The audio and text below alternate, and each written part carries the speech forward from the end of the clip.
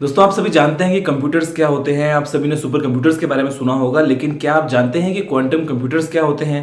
अगर आपने सुना है तो बहुत अच्छी बात है, लेकिन अगर आप जानना चाहते हैं कि वो क्या होते हैं और वो कैसे काम करने वाले हैं आने वाले टाइम में, तो आप ये वीडियो देखते रहिए और मैं उसी के बारे में आपसे बात करने वाला हूं। नमस्कार दोस्तों, मेरा नाम है गौरव, आप देख रहे हैं टेक्निकल गुरुजी। चलिए शुरू करते हैं। दोस्तों, वीडियो में आगे बढ़ने से पहले आपको बता दूं कि Galaxy S7, Galaxy S7 Edge, Galaxy A5 और गैलेक्सी S7 का जो गिव अवे कॉन्टेस्ट है वो भी चल रहा है। आपको वीडियो डिस्क्रिप्शन में लिंक दे दिया है, वहां पर जाकर आप एंटर कर लीजिए ताकि आप इनमें से कोई ना कोई एक मोबाइल फोन जीत पाएं। दोस्तों, जहां तक हम बात करते हैं कंप्यूटर्स की, तो मैं इसके अंदर बाकी सभी कंपोनेंट्स को निकालने वाला हूं, चाहे वो मदरबोर्ड हो, चाहे वो रैम हो, चाहे वो हार्ड ड्राइव हो, चाहे वो ग्राफिक्स कार्ड हो, कीबोर्ड माउस वगैरह सभी को। मैं सिर्फ और सिर्फ फोकस करने वाला हूं कंप्यूटर की ऐसी चीज जो उसको कंप्यूटर बनाती है, यानी कि एक प्रोसेसर के ऊपर। फिर चाहे वो मोबाइल फोन की बात हो, चाहे वो कंप्यूटर्स की बात हो, प्रोसेसर ही वो चीज़ है जो आज की डेट में सबसे इंपॉर्टेंट बन जाती है।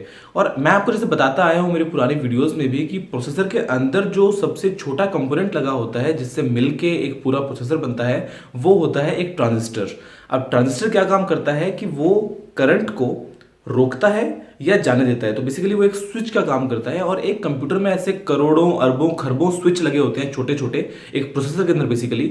और वो सभी स्विच मिलके आपके सभी जितने भी आप काम करते हैं कंप्यूटर पे वो कर पाते हैं।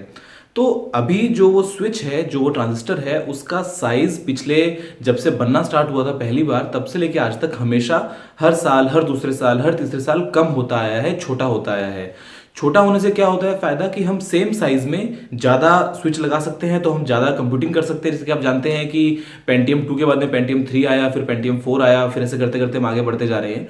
तो एक तो ये फायदा बन जाता है, और दूसरा फायदा ये है कि जितना छोटा होता है कोई भी कंपोनेंट, उतना ही कम उसका होता है पावर कंजप्शन, और उतनी ही ज्यादा उसकी होती है अच्छी एफिशिएंसी, और उसका जो आगे आपको मिलता है टोटल आउटपुट स्पीड के मामले में। तो जैसे जैसे हम देखते हैं कि 2012 का कोई कंप्यूटर था, 2016 का कोई कंप्यूटर है, तो उन दोनों में आपको स्पीड के मामले में और पावर कंजप्शन के मामले में काफी अच्छे एडवांटेजेस देखने को मिलेंगे। लेकिन अभी प्रॉब्लम हमको एक क्या आ रही है कि अभी जो हम करंटली यूज कर रहे हैं एक ट्रांजिस्टर का साइज, तो वो है 14 नैनोमीटर का, यानी कि 14 नैनोमीटर का एक साइज है। मोबाइल फोन के अंदर भी हम अभी यही यूज कर रहे हैं जो आपको देखने को मिलता है। एप्पल के A9 चिप हो, चाहे क्वालकॉम का A20 हो, चाहे एक्जिनोस का 7420 था, या फिर अभी जो लेटेस्ट है, सभी में हम यही साइज यूज कर रहे हैं। लेकिन जैसे जैसे हम इसको और छोटा करेंगे आने वाले कुछ सालों में, वैसे वैसे जो उसका साइज बनेगा वो एक सिंगल एटम से कंपेरेबल बन जाएगा, यानी कि एक सिंगल एटम जितना बड़ा बन जाएगा।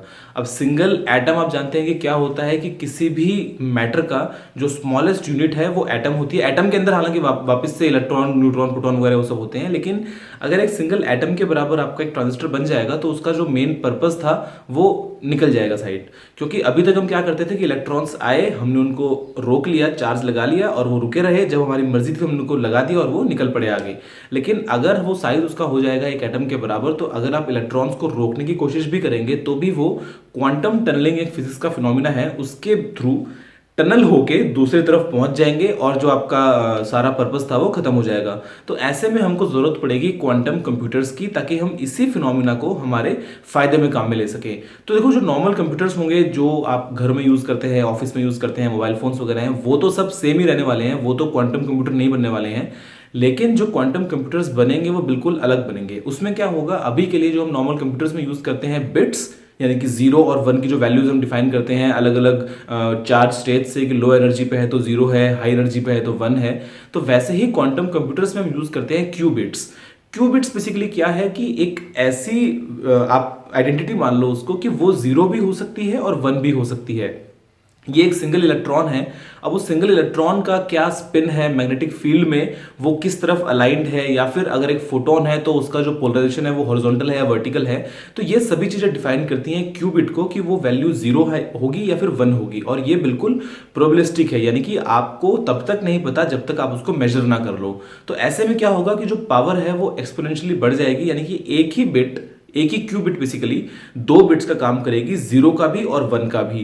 तो ऐसे में क्या होगा, जो एक नॉर्मल गेट होता है जिसको हम बोलते हैं लॉजिक गेट, चाहे वो ट्रांजिस्टर से मिलकर बना होता है, तो आप ये एग्जांपल मान लो कि एक बॉक्स है जिसमें अगर आप इनपुट देते हो कुछ बिट्स का, तो वो आउटपुट में उनका एडिशन देता है।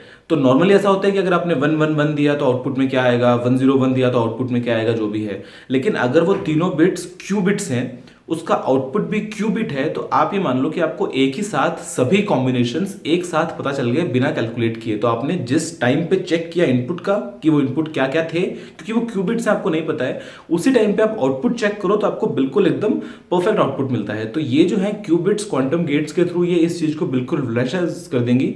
और लेकिन इसके लिए प्रॉब्लम क्या है कि आपको चाहिए होता है लगभग लगभग काफी ठंडा टेम्परेचर, लगभग जीरो के आसपास, मान लो एब्सोल्यूट जीरो जो होता है लगभग उतने टेम्परेचर चाहिए, और आपको साथ में चाहिए एक मैग्नेटिक फील्ड। तो ये दो चीजें अगर मिलेंगी तो आने वाले टाइम में चाहे वेदर एक्सप्लोरेशन हो, चाहे आप ट्रैफिक को लाइव मॉनिटर करना चाहते हो, चाहे आप स्पेस में कुछ सर्च करना चाहते हो, तो ऐसे में क्वांटम कंप्यूटर्स जो हैं वो इन चीजों को काफी आगे लेके जाएंगे। लेकिन नॉर्मल कंप्यूटर्स जो है वो नॉर्मल कंप्यूटर्स ही बने रहेंगे।